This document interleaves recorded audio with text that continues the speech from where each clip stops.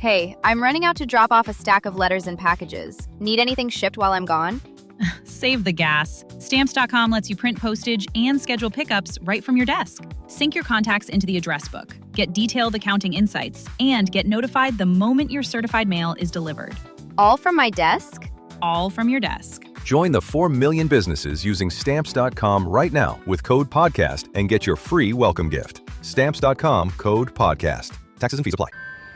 Do you hear that? That sound, right? That means that summer's officially here. It means that grown adults just sprint into the street for a frozen dessert shaped like a cartoon. But this summer, Mint Mobile has a better treat. Every plan, including unlimited, is $15 a month. And unlike ice cream, it won't drip down your wrist or look nothing like the picture. Does anyone have any cash? Give it a try at mintmobile.com/switch. Upfront payment of $45 for 3 months, $90 for 6 months, or $180 for 12-month plan required. $15 per month equivalent. Taxes and fees extra. New customer offer for initial plan term only. Greater than 50 gigabytes may slow when network is busy. See terms.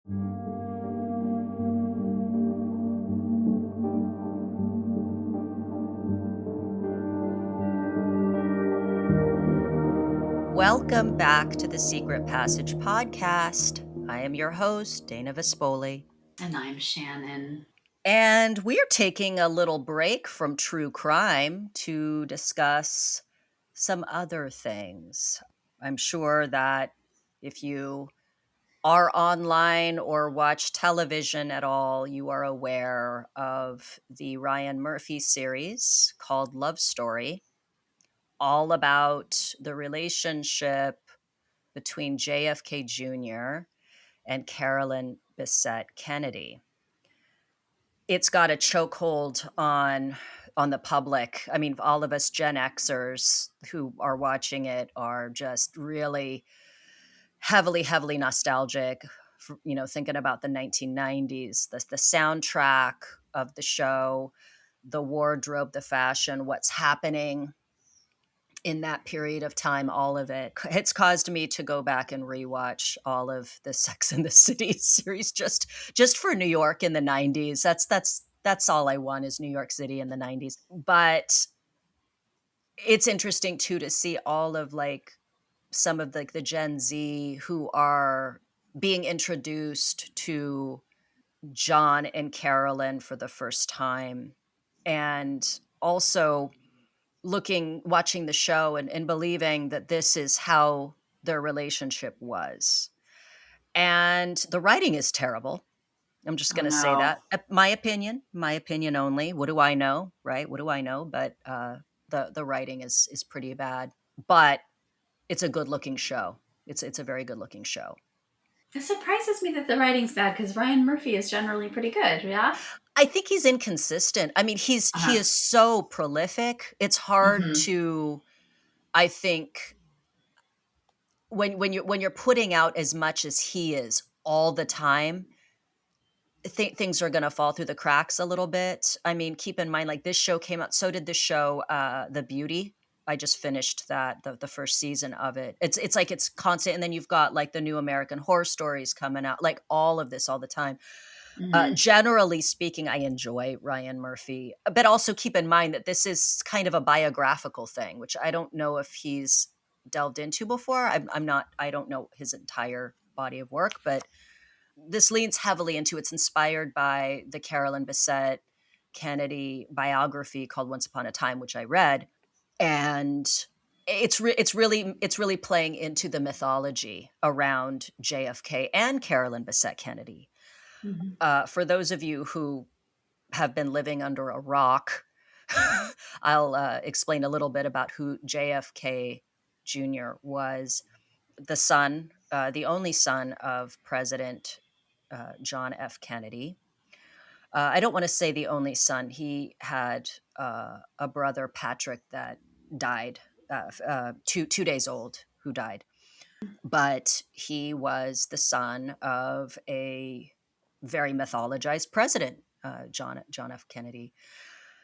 And one of the things that has just remained in the collective consciousness of Americans, I think even if you don't know who he is, you're familiar with this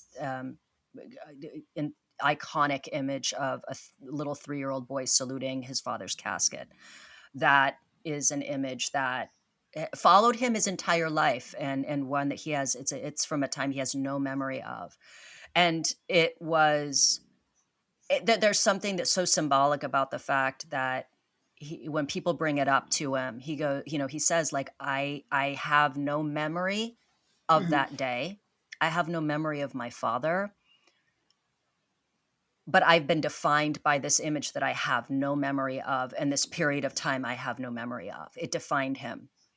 And that was a lot of pressure. And that was just some of the pressure that just sat on his shoulders his entire life. So the family itself is, I keep saying the word mythologized, but really it's the best definition. The Kennedy family and what they brought, how it was like this intense, like, cultural zeitgeist, having like this prior to JFK. Presidents were just sort of like these kind of serious, kind of stern, very serious kind of old dudes that were running the country. And then here comes this young, handsome man with this incredibly stylish, glamorous, classy wife, also young. And they come into the White House. She gives birth to little John, during his presidency.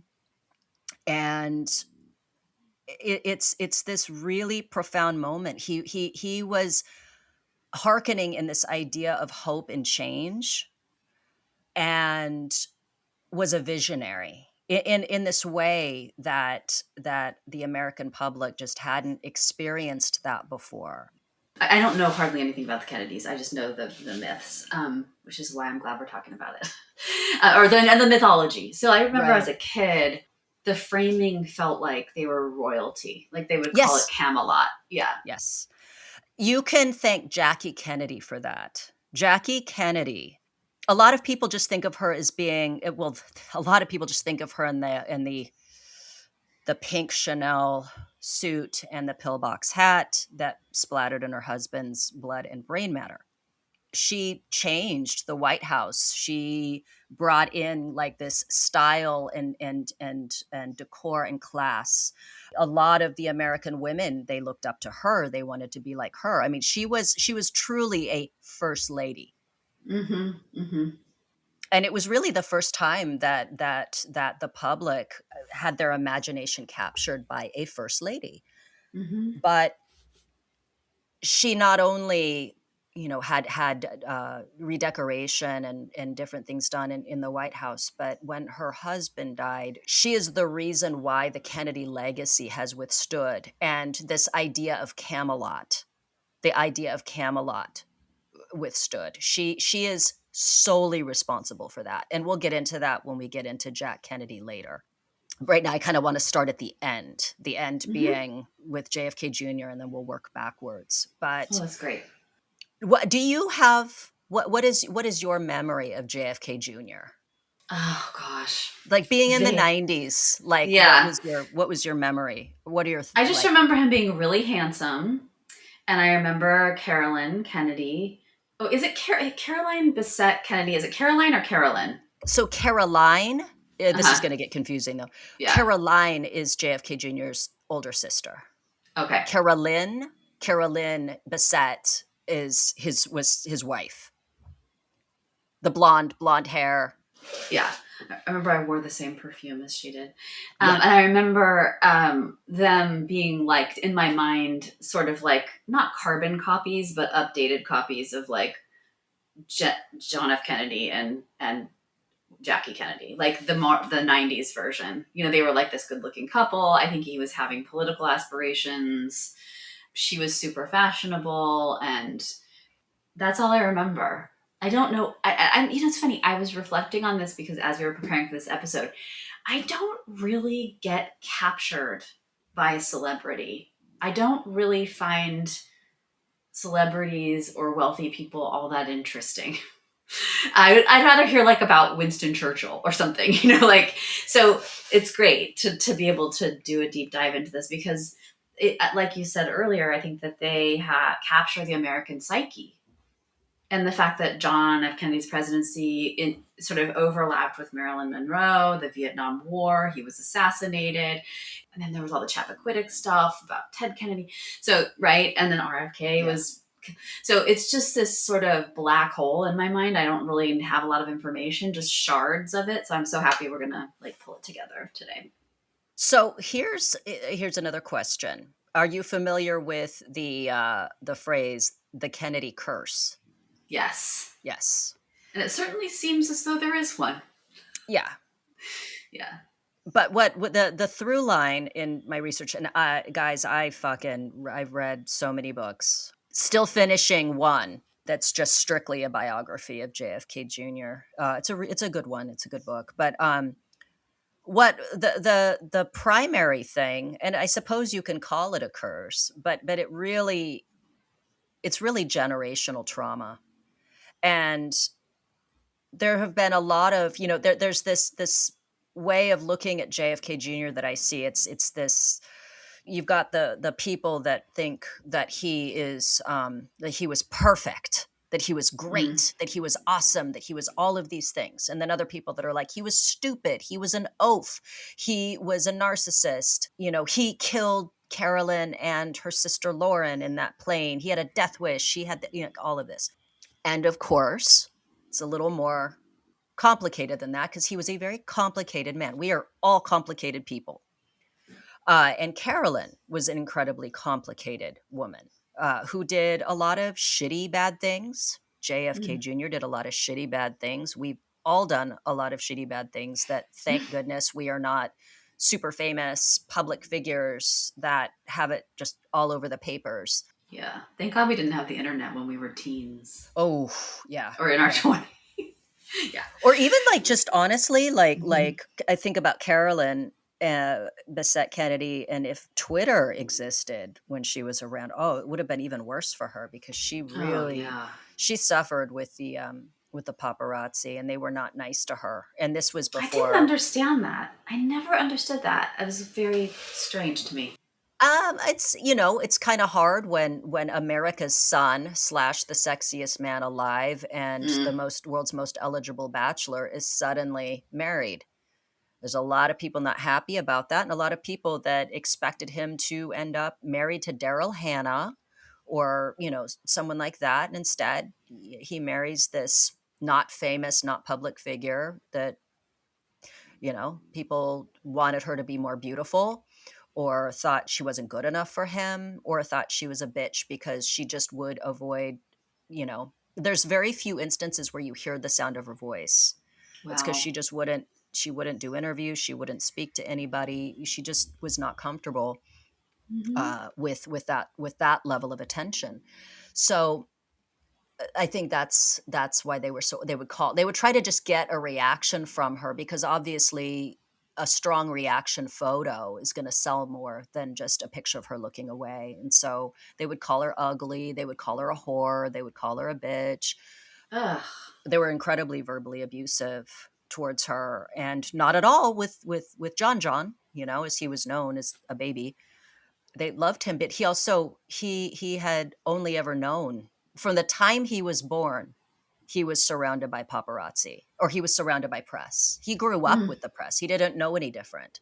So, that was a big conflict in his relationship, is he didn't understand. He's just like, what's the big deal? You just have to relax. And she's like, what are you talking about? They don't call you names. But that is one of the fascinating things about JFK Jr. is he is a person who only ever knew life in the public eye. That's all he knew. And that's such an interesting kind of thing, because most people, even most celebrities, there's a time before and a time after. And he only ever knew life in the public eye, one, and two, he endured the murder of his father and his father figure, both assassinated.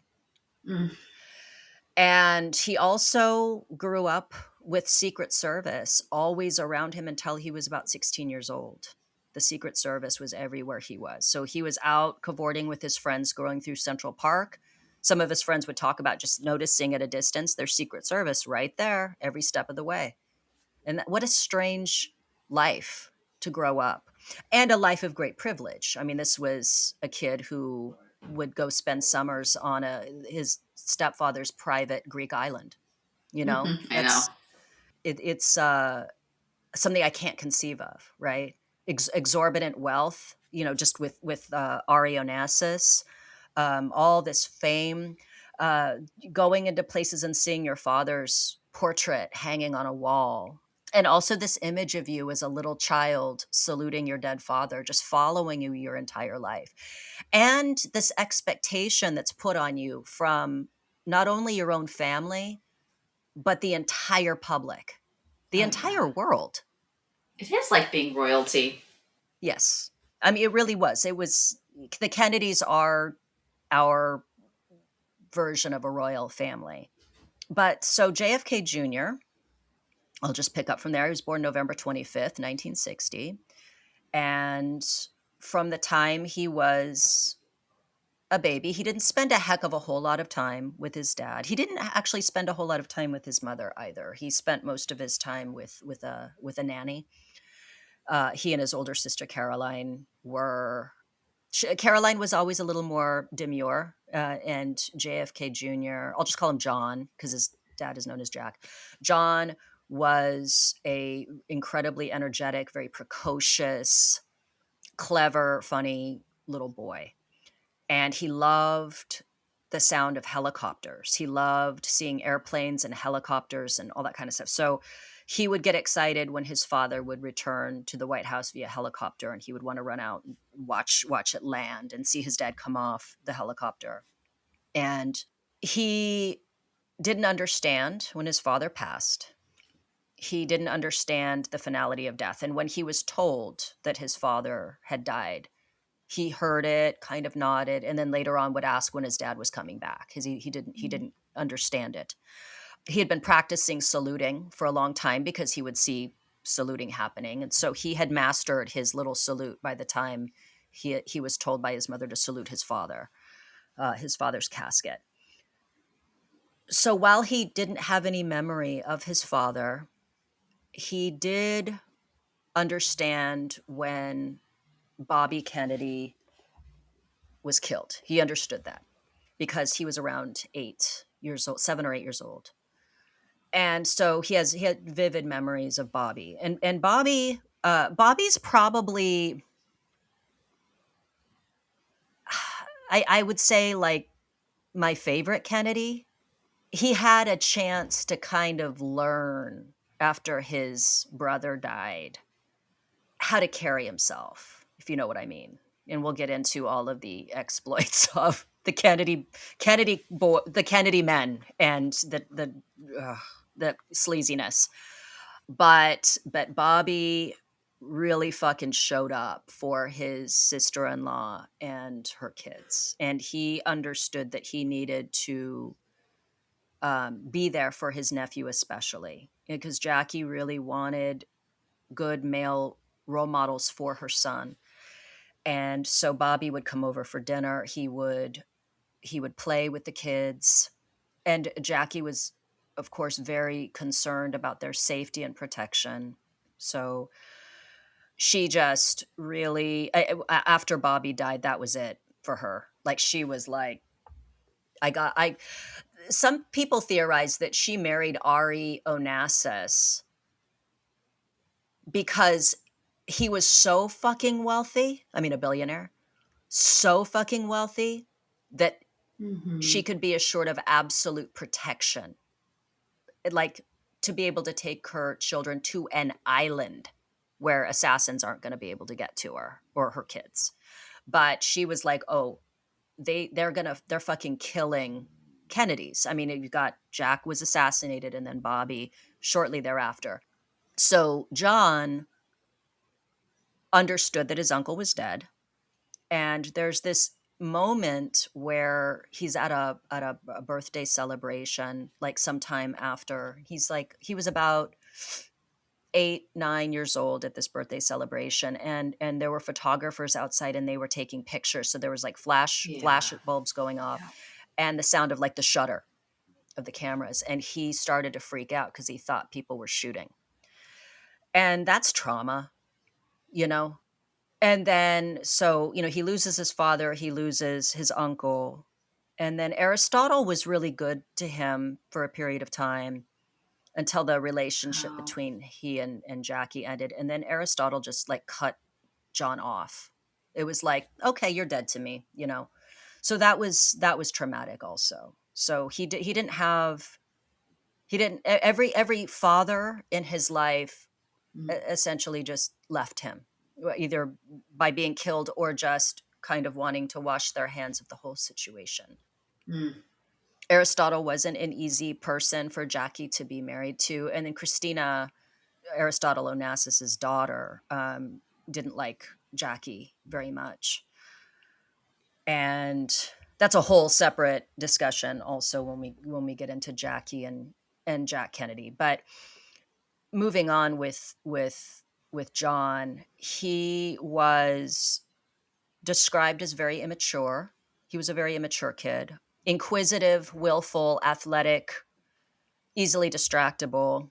I'm not surprised, really, but he was pretty described as pretty childish and a gawky kid, kind of gawky, skinny, acne braces. And then he blossomed, right? He blossomed. Then all of a sudden, he gets to high school, and that shift happens. I think probably around the time he was 16, 17 years old.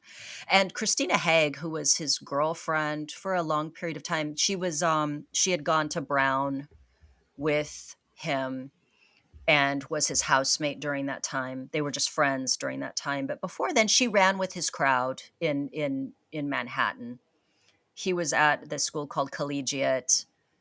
I forgot where she was, but you know, all the kids from Dalton, all like the elite Manhattan schools, they all kind of ran together and they would like hang out together. And it was then that, you know, that some of his friends would talk about seeing the Secret Service. And then of course, John would try to play tricks on the Secret Service. Like he would pretend he's doing one thing and then run off somewhere else. So they're like completely fucking stressed out, like trying to find him and all that. But it was just kind of understood if you're hanging out with John that you're going to have like security detail following you from a distance. But so he was a good friend. He was funny, a loyal friend, by all accounts. Jackie had him transferred to Phillips Andover, and he actually had to repeat a year before graduating because he was not a strong student. And this is where his reputation for being a doofus or a buffoon come from. But when you see his behavior and later on, you understand that it really looks like he had and I hesitate to throw around ADHD, but he legitimately would forget everything. He would lose things, forget things. And it could be a holdover from just having a fucking traumatic childhood and growing up, like constantly followed by people. And imagine just always knowing that people are looking at you. Ugh. You know what I mean? Like you think about that. Nightmare. And I understand that he knew nothing else, but still the reality, it's like a Black Mirror episode. And there's some interesting things in his behavior moving forward that really indicate this fucking strange world that he inhabited. Mm-hmm. So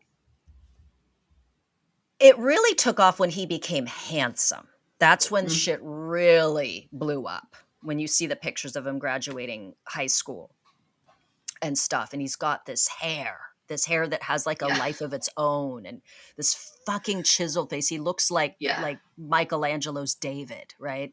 Mm-hmm. Just absolute, like you just look at him and he's almost too pretty. He's too perfect. And so that's when shit really took off. When he, and I'm sure he noticed it. It's like all of a sudden there's this new interest in him. It was all of a sudden because we saw the tabloids. I remember the explosion. Yeah. So here's the other consequence of being part of like America's royal family. So John was an incredibly average student. He did well. Where his best subjects were things like history and English, and his worst subjects were math and science. And so his math, for him to graduate from Phillips Andover, he was going to need to repeat a year to get all of those credits together. And because he's a legacy, he was still going to be assured probably a spot at Harvard, because his father went there, like everybody fucking went there. His grandfather went there, but he wanted to go to Brown. And so Jackie had reached out to, I forgot who it was, just sort of asking, like, is it okay if he doesn't go to Harvard? He wants to go to Brown. And they're like, Brown is a perfectly fine school. And at the time, and I know that I already talked to you about this, Brown was considered a second-rate Ivy.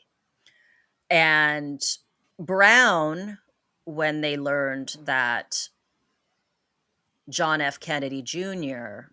was applying to their school, they were willing to overlook his grades. And like, let's be honest, if you flunk a year, are you really going to get into an Ivy unless you're a fucking Kennedy, right? So they were looking at what he could bring the school, and they made a very smart decision in admitting him, because once he was a student at Brown, so many celebrity children were applying to Brown. And then of course the money that comes with like donations and things like that. So it was a smart move on their part to admit John. Jackie was in the habit of sending John to different places to make sure that he was humble. She was wonderful, honestly. She was very much, she wasn't a WASP because she was a Catholic, but she certainly had those qualities of just being a bit removed, but still there, right? Mm-hmm. So it was important to her that John not be a spoiled brat and lazy and entitled.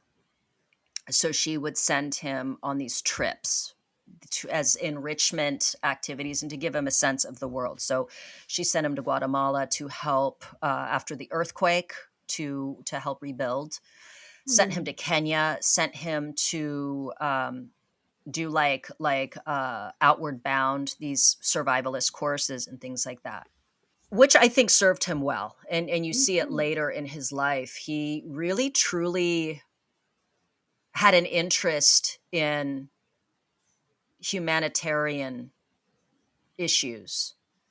And, he had the background to support it. I mean, he would physically go out there. He was never too prissy for things. Like, he would do whatever it is that he had to do. But so he spent a year doing volunteer work and then attended Brown. And at Brown, he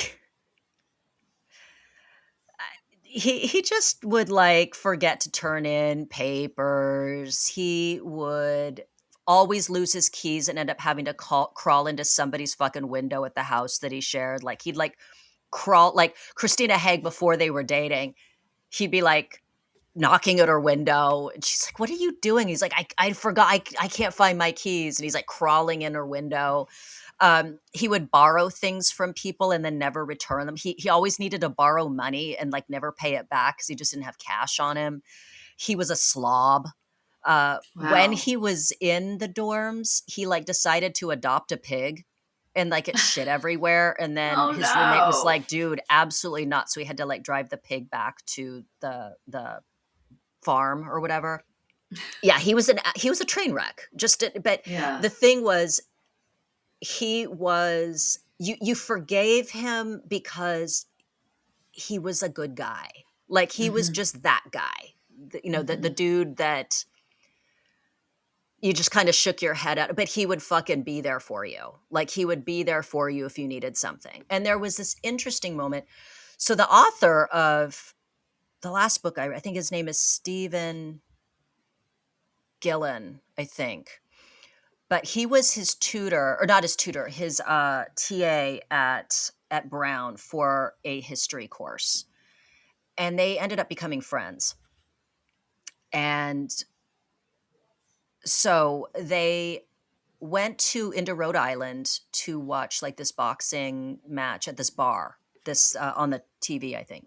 Mm-hmm. And that was the thing too, is like all the kids from Brown, like the rich kids, they're not schlepping into Rhode Island to do anything. But John he wasn't classist. He wasn't a shithead that way. He'd seen enough of the world and understood he was privileged, right? Mm-hmm. So he goes to this bar, and this dude comes up, and he's described as being like this sort of Danny DeVito lookalike, like this little short guy. And he comes up, and first of all, when they get into the bar, Stephen, his friend, John's friend, they both like walk into the bar. They look on the wall, and there's a framed picture of John F. Kennedy and a framed picture of Jesus. These are the two framed photos on the wall.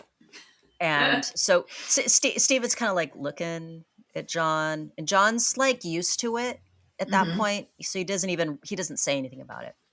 And they're watching the fight, and this Danny DeVito lookalike comes up, and he's like, "It's you. You know, I can't believe it.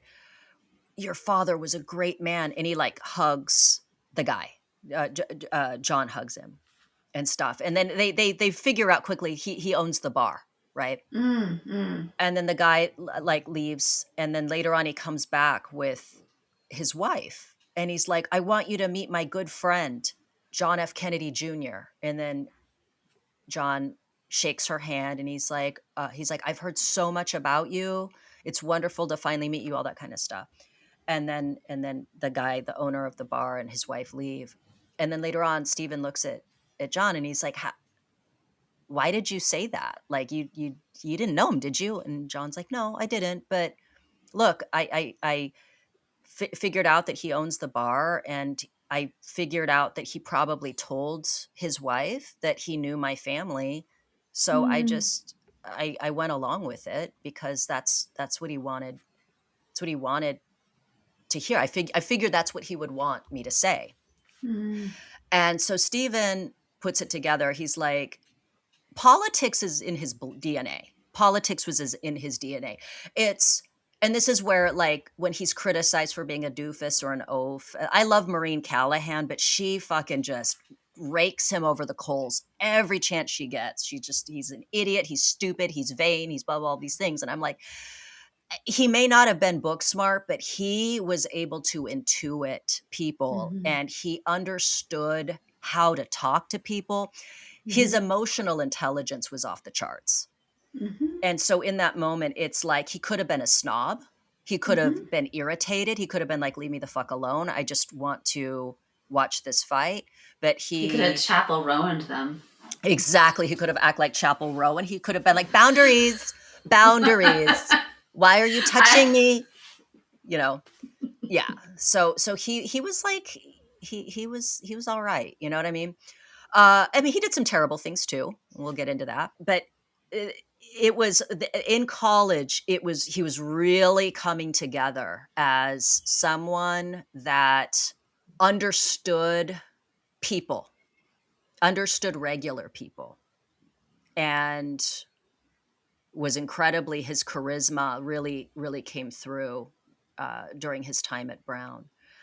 So this is probably a good time for us to take a break. Okay, so we were just talking about JFK Jr., John, which is funny. As an adult, when people would go, John, he'd go, "One John will suffice." Really? Yeah. That's great. Just John. One John will suffice. No need for two. So he ended his 4 years at Brown, barely. By the skin of his teeth. There was one class that he took, which was an incredibly, incredibly hard class. And he would need to pass it to be able to graduate. He didn't have to take this class, but he chose to take it, which is crazy. He really, and I think this speaks to what ended up happening, unfortunately, but he always got his way. He always survived. He had almost died a few times, always made it out alive. You know, everything either by sheer force of will or luck, or because of his name, he always did okay. And I suppose he wanted to take the class. It was a history course or a political history course. I can't remember. There were a few classes he took. One was on the Vietnam War, which the professor like didn't give two fucks that you know, Kennedy's son was in his class. He was going to be critical of John F. Kennedy and the Vietnam War, and John didn't. He understood. Like he was able to kind of, again, his father was more of an idea than anything else to him, because he didn't have a memory of his father, but he took the course because it was interesting, and then somehow barely passed. So he spent time in India, and he didn't spend time in India as a tourist. Like he was like living with people and having all these different experiences. His mother loved India, and he really wanted to learn. And he was incredibly inquisitive. Like he asked questions, he traveled, he learned things. And then he decided to go to law school. And so he went to NYU. He didn't get into Harvard. I don't know where else he applied. I don't know if he applied to Columbia or Yale or anything, but he did get into NYU. So that is where he went. And famously, he failed the bar exam twice.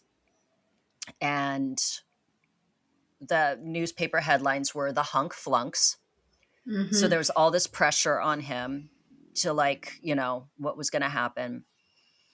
And I can't imagine him in law school, actually. Like when I've spoken to people who went to law school, I'm like trying to imagine him getting through law school with the classes that are like especially dry. You know what I mean? Yeah. And the amount of memorization that's required. And concentration. And it makes sense that, like, if he did have ADHD, it makes sense he would do things like travel and seek novelty. And like, I wonder if how invested he really even was in school, you know, or like if it aligned with his like vision for himself at all. Or like, do you even have a vision for yourself if you grow up in that way and you have all these expectations? He was starting to. And you see it towards the end of his life, and even with George magazine, which he began. I think he was trying to understand. I think it was a given. I don't think that Jackie would have allowed him to not attend college. And I think that also it was in him, like, it's what you did. I don't think he ever considered not going to college. And then law school, I think, was something that probably was of interest to him in a way, just like a lot of these things were. I think he took these history courses at Brown because he was interested, and then would probably lose focus partway through. He was described as being, you know, he was a visionary like his father, and he had a lot of ideas, and he was ahead of the curve in a lot of ways, especially with his idea for George magazine and what that was, which was supposed to be this intersection of culture and politics, which at the time didn't exist. Nothing like that existed. And people didn't understand, like, culture and politics combined. And it's like, that's where we are now. We are all culture and politics. Like, George would be very relevant to now, especially if it was working to be unbiased. So there's this great quote. Let me find it. Dr. Gluck was the professor that, like, if he didn't pass her class, he was not going to graduate. And she said he never had enough patience to sit down and do the work. she reflected. He liked ideas. He was interested, but not that good at exploring complex concepts. He was not a scholar by temperament, but he was an observer of culture and history. John had the social skills and intellectual skills, but he lacked the technical skills to excel. Someone like that really just needs a team to organize his ideas and implement them. Like he couldn't come up with them, but what he needed was a team to put things forth. And I think that's where he was finding his footing at George Magazine around the time that he died. So during this time, he had his girlfriend, Christina Haig, for a while, and she nearly died with him. He was into kayaking. He loved the outdoors and he loved sports. And he had taken her kayaking when they were on vacation in, I believe it was Bermuda. And he wanted to go out in the kayak, and he wanted to go further because he's like, oh, everything looks great. Let's go further. She had an injury on her foot that she needed to be mindful of. So she needed to be careful in the kayak. And he pushed it. And anyway, long story short, they nearly die.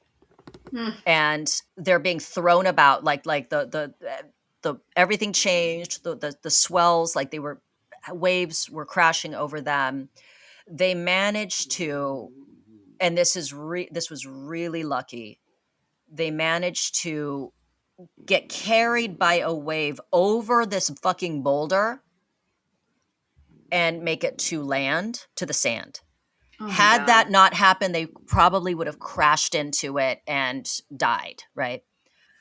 And so they get to the sand, and apparently John was pacing around, talking to himself. Christina said that he was like he said he was saying something like he referred to Jackie Kennedy, his mother, as Mummy. He referred to her as Mummy, and was saying something like, "Can't tell Mummy, can't tell Mummy, can't tell Mummy," like just repeating it, like she couldn't know this, she couldn't know this. Yeah. Anyway, it was a situation where once they were safely, I think they had to get back in the fucking kayak and get back to where they were staying. Anyway, they survived it. But Christina was like, dude, we almost fucking died. And then his response was like, yeah, but what a way to go. Yeesh. And yeah. So he's clearly an adrenaline junkie, right? And I feel like moments like that, like flying his plane, being in a kayak in a high danger situation, climbing Mount Rainier, where like the guide who was like the expert was like, guys, we got to turn back. And John was like, are you fucking kidding? I didn't come here to not climb that mountain. And the guy's like, yo, you're the novice. I'm the experienced person. We're going down. So there's a girl in the industry who was very vocal with me about like her mental health struggles. Like she struggled quite a bit with mental health. She was also one of the greatest performers I had ever directed in any scene. She was amazing, but she dealt with a lot, and she was on a lot of different types of medication. She was just incredibly just forthcoming about a lot of things. And she just would talk openly about it. She's like, oh yeah, I do this, I do that. I've tried these different things. It's and she explained to me that when she was in the middle of like a really intense, aggressive sex scene, it focused, it centered her mind. It allowed her to just shut all of the other things out and just be right in the moment. It was a break for her. So something that would be uncomfortable for most people, because she did some pretty aggressive scenes that could probably scare some people to see like some of the things she had done. But in those types of scenes, it was a break for her mind. Yeah. So you could say that she that the danger, right, even though it was a controlled environment, made her feel okay. And I wonder if for John, doing things, pushing himself like that, and then unfortunately, Yeah. whoever was stuck with him in that moment, um, it was like a break for him from his brain. Well, it's like, I mean, I think about anybody with a trauma history. And I was thinking about this too in terms of people who live in chaos Yeah. and make more chaos. It's coherent in a way. Like, I remember when COVID hit, everybody was freaking out, and I was like, okay. I felt more calm because, my anxiety, or I'm always expecting danger anyway. It's like when Right. I was talking to Joanne, my consultant, and she has a lot of friends in Israel right now. And she's like, when the bombs hit, they feel relief because they're waiting for the bomb to drop. And so once they hit, it's like relieving. They knew it happened. It already happened. It's so, I think I can see that with danger and also, yeah, that it does focus the mind. Right. But if you're in a state of like hyper arousal most of the time, there is a settling.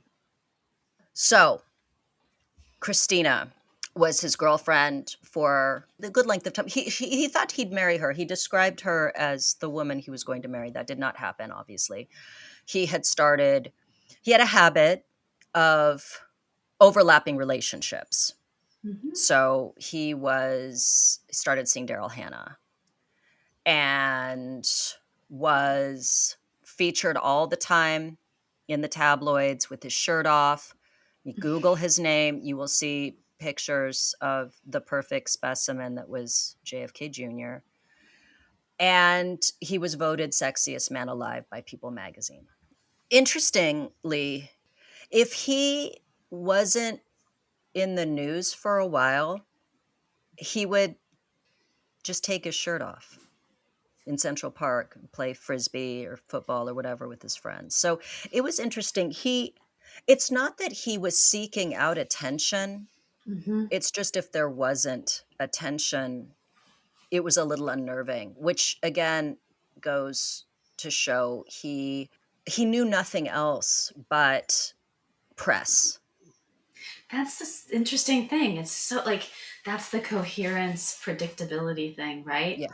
Like, even if it's something so it's like people who thrive on chaos. We look at that and we're like, why? Why would they get another cat? Why would they have another baby? Why would they, what I mean? Like, but to them, it's what's familiar. And so when it's gone, when things are calm or things are whatever, like I can imagine, he's like, what do I do with myself? When the cameras aren't there, when people are not photographing me or looking at me, it probably felt like distressing or something on some level. Yeah. Mm-hmm. And in a weird way, like he had such a good relationship with the press. Mm-hmm. He had a great relationship with them. He always gave them a little bit, and they were respectful. And again, I think this goes to the recognition, the memory of him as America's son.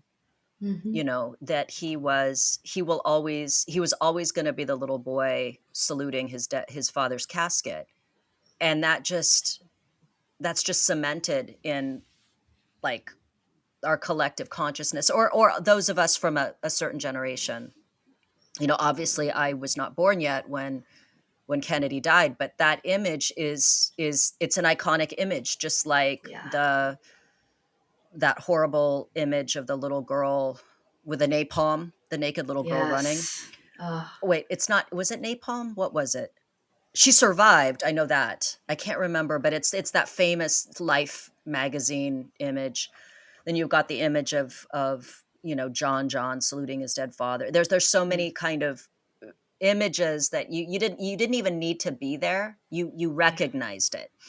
And so there was a fondness for him and a desire to see him succeed, and an expectation. He had big shoes to fill. There was an expectation that he would go into politics, and he was aware of that, and that was the shift that was starting to happen later on. Mm-hmm. So him dating, his dating life, of course, was of great interest, and everybody so many women and girls were just in love with him. So he was dating Daryl Hannah, and that was a chaotic relationship, as you would imagine. I mean, they were like night and day in so many ways. Like, he's from this East Coast kind, the Martha's Vineyard, Pearls, Chanel type world, and she was this kind of hippie chick, kind of wacky, Venice, crystals, California. yeah, exactly. Actress, prone to kind of getting up in arms about stuff that he just found to be really trivial and incidental. And he was linked to a lot of different famous people: Madonna, Sarah Jessica Parker for a period of time. There was another woman, Katie, can't remember her last name, but she was kind of like the in-betweener, kind of in between different people. And Carolyn, he ended up crossing paths with her at an event, and then later on made his way into Calvin Klein to get fitted for a suit. But what a lot of people don't know is that was a kind of on again, off again thing in the beginning as well. And so Carolyn was just a very ordinary young woman. I mean, not ordinary in a bad way, but just she came from. She had older twin sisters, Lauren and Lisa, and her mother, Anne Freeman, who just honestly just seems like a really cool lady, just a cool woman. But Carolyn's their father had kind of walked out on them when Carolyn was a little girl, and they were in White Plains, New York. Anne was just trying to work and make ends meet, and then eventually ended up marrying an orthopedic surgeon, I believe, and then they ended up moving to, like, Uptown. Things radically changed for them financially, but Carolyn was like a solidly, middle class young woman from, a child of divorce, who was also kind of your average student. She was just an average student. She was I find her really beautiful. Some people don't agree, which I understand. She had very, her features were unique. I just thought she looked like a Botticelli painting, her face. But I just found her to just be so striking. And one of the things I notice with JFK Jr. is the women that he would be in long-term relationships with tended to be not conventionally beautiful, not counting Daryl Hannah. But like Christina Haig, not conventionally beautiful. Katie, I feel so bad. I cannot remember her last name. I keep wanting to call her Katie Miller, but that's somebody I went to middle school with. But also kind of not conventionally beautiful. Carolyn was not conventionally beautiful. But yeah, so the introduction of John to Carolyn. Around this time, he was working as a district attorney. He finally passed the bar on the third try, and there's some funny footage of him. You can go and look at these funny interactions with John on YouTube, but he's like just walking, and he goes, "Yep, I know. I got one more try," or whatever. Like, he had a good sense of humor about himself. He was a self-deprecating dude. There's jokes about him presiding over a case that, of course, he was going to win. It was where a burglar fell asleep and the police apprehended him. So he won that case. So it's not like he was getting any hardball cases for whatever reason. Maybe because he was, JFK Jr., maybe because he got lucky. But he wanted to venture into something new. He wanted to go into business with this gentleman, Michael Berman, who was a solid business guy. And they tossed around a couple of ideas that were not that great, like build your, like stuff with a kayak, because he loved kayaking, something with kayaking. No, that wasn't going to work, something else. And then they landed on a magazine. And the magazine would end up to be George, after George Washington.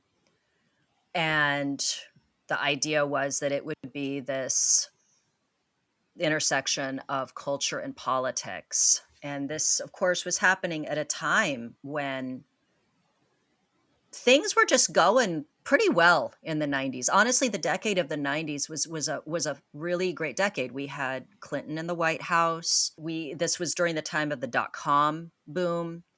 The economy was doing well. I'm not saying everything was perfect. I mean, lots of shitty things happened, like Rodney King, like O.J. Simpson, like the Oklahoma City bombing.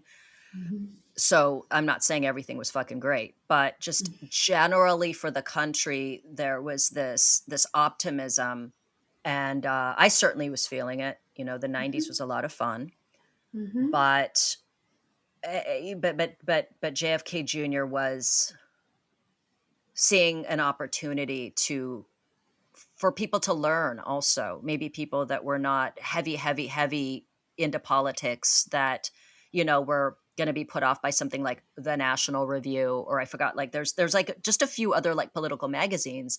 And he wanted to create something that was entertaining, but would also, you could kind of learn about politics in a more palatable way and in a more fun way, which honestly, I don't think was a terrible idea.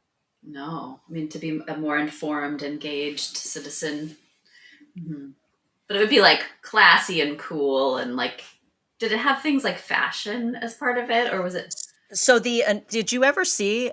So I remember when George hit the stands. I remember him on the news going, "Ladies and gentlemen, meet George," and he pulls the curtain down, and it's the cover of the very first issue, and it's Cindy Crawford dressed as George Washington. The photo was by Herb Ritz. Wow. And it's a beautiful cover. But I mean, the magazine struggled. It was trying to find its footing, but it also, fortunately and unfortunately, obviously, a magazine started by the fucking America's Prince, right, with Cindy Crawford on the cover, is going to sell out the first issue. Subsequent issues really struggled, and people, it was trying to find its footing. There were people that would turn down doing interviews because they were really unsure. Like the Clintons declined interviews. Hillary Clinton declined to do an interview. Bill declined to do an interview. There were people that were just not, they weren't confident in what George was. And George was trying to find its identity. And it's interesting because George was trying to find its identity and JFK Jr. was trying to find his identity. And so it's this interesting parallel. He had so much faith and so much belief, and there was so much he wanted for the magazine, but he was trying to figure it out. And at the same time, he's trying to figure out, like, who am I? What is my destiny? What am I doing? Everyone wants something from me. And the problem is he was not a confrontational guy. He wanted to be everything to everybody.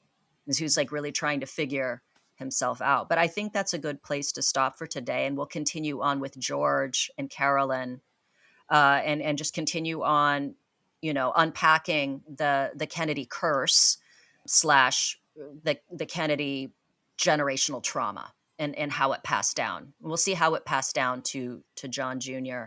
And then we'll move our way up through Ted and Bobby and Jack and Joe. Very exciting. Wow. I feel like you're fleshing out all of these, like, it's nice to connect the dots.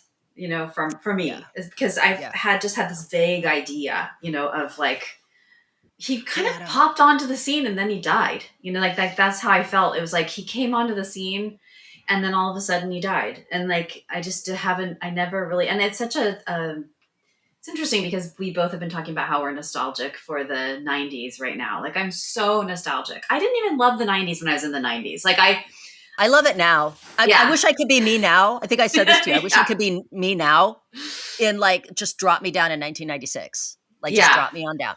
But here's the thing that's so interesting too, because John F. Kennedy Jr. and Carolyn Bessette and her sister Lauren all died July 16th of 1999. And we'll get into the details of that day later. But that's the day that he died. And so it was like 1999. So like going into the end of 1999. Wow. And what I think of, I was like driving home today after dropping the kids off. And I was thinking about how, remember in Boogie Nights when William H. Macy, he plays Little Bill in the movie. And remember, like it's that party, that the New Year's Eve party going into 1980.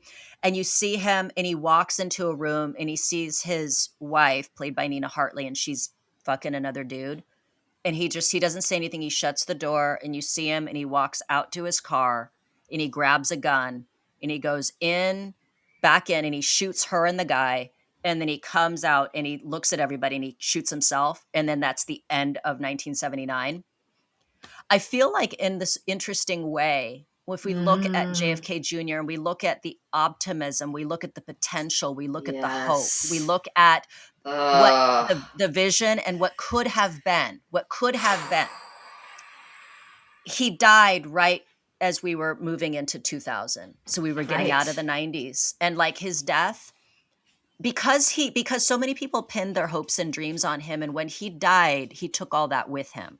Yes. And then we sort of ventured unmoored into a whole new period of time because after 9/11, nothing was ever the same again. No. And I remember that, like, I'm like, nothing will ever be the same again after 9/11. But just prior to that, like he died, and then just I remember the shift, just there was a cultural shift moving out of the 90s. Definitely. Oh, I remember being in class. I mean, I remember obviously 9/11, but I remember being in class. I had just started graduate school like in 2001, and we were going to war. And it's interesting for me when I think of just that whole legacy of their family and the generational timing of things, how I would hear my parents talk and my friends' parents talk about where they were when they found out that Kennedy had been assassinated and the impact it had on them. And even though I wasn't like closely following John F. Kennedy Jr., there was a sense of loss. Like, oh my God, like our generation lost its thing, it's royalty essentially, and it was like, it felt potent, even though I was not really tracking it, like a major loss. I was working at Mitchell Brothers during that time after they found the bodies. And I remember that I was in the green door room at Mitchell Brothers and I was partnered with this girl. Her stage name was Ginger. Like my puppy. Exactly. And we were just sitting on the table. It was one of those, it was like a Sunday night or something at the club. So it was like very quiet and we're just sitting on the table talking. And she was like grieving the death of JFK Jr. She was like, he was my ideal. Like she was talking about it. And I was more, I think, attached to Carolyn because I remember when Carolyn married him in 96. And I remember like seeing magazine articles about her and she seemed very mysterious, of course. And I just remember being more focused on her because I was like, wow, just to be a regular person and marrying this guy, like, what's that like? And it's like Diana. Yeah. And she looked, she always looked uncomfortable in pictures. If she knew the camera was on her, she was like kind of like just trying to walk her dog, just trying to do this. And everybody's talking about what she's wearing and her hair and all this. Ugh. And so I remember just sort of like thinking, because for me, like JFK Jr. was always beautiful. I mean, I was like, oh, duh, of course, it's JFK Jr. He's so handsome. But he was almost like not real. I'm looking Whereas him up right now. she was real. She was like a real cool downtown chick. You know, I'm like, Yeah. oh, that's a girl I would have gone to school with. That's a girl I would have looked up to. Yeah. You know, her clothes are so amazing. She's so stylish. Wow, it's so cool. She worked in fashion, like all of that. I was more into her. And so when I remember when the plane was missing, I'm like, no, they can't be dead. Like they can't be dead. Like I was like, they're gonna find them holding on to like a cushion, or they're gonna have life preserve things on in the water. You know, they can't be dead. And then they were. And so I just remember I was fixated on her. I was fixated on the fact that she must have been really scared. Her poor fucking sister, their poor fucking mother. That poor family. Oh That's my gosh.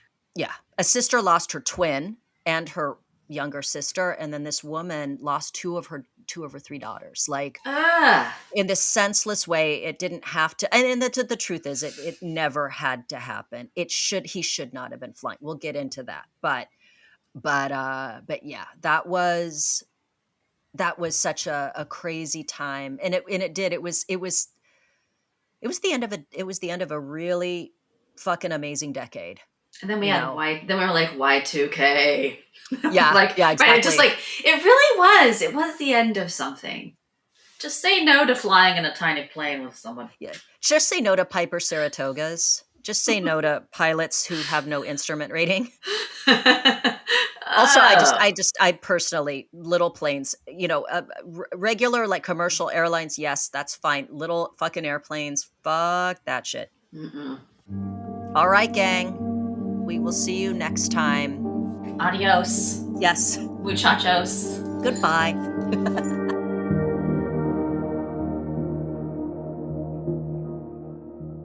Hey, I'm Dan Harris, host of the 10% Happier podcast. With summer winding down, now is the perfect time to hit the reset button. So many of us get stuck in ruts at work, in our relationships, in our nervous system. We've got a special series where I'm going to be talking to psychologists, meditation teachers, even some comedians about how to get out of that rut, how to reset your life in lots of different super practical ways. 10% Happier with Dan Harris. Join the party wherever you get your podcasts.